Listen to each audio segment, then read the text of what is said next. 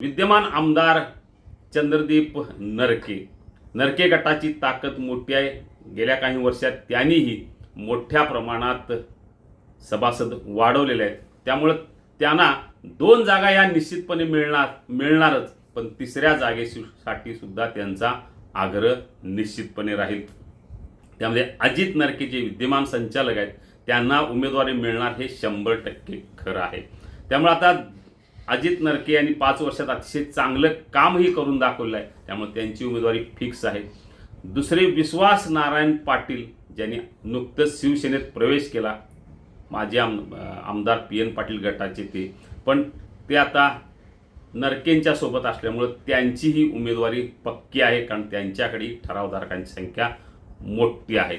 त्यानंतर विद्यमान संचालक SR पाटील इच्छुक असणारच, त्यामुळे त्यांना उमेदवारी मिळणार का? याशिवाय बाजीराव पाटील वडणगेचे ते इच्छुक आहेत, अजित पाटील परितेकर इच्छुक आहेत। त्यामुळे आता अजित नरके यांची उमेदवारी निश्चित, विश्वास नारायण पाटील निश्चित।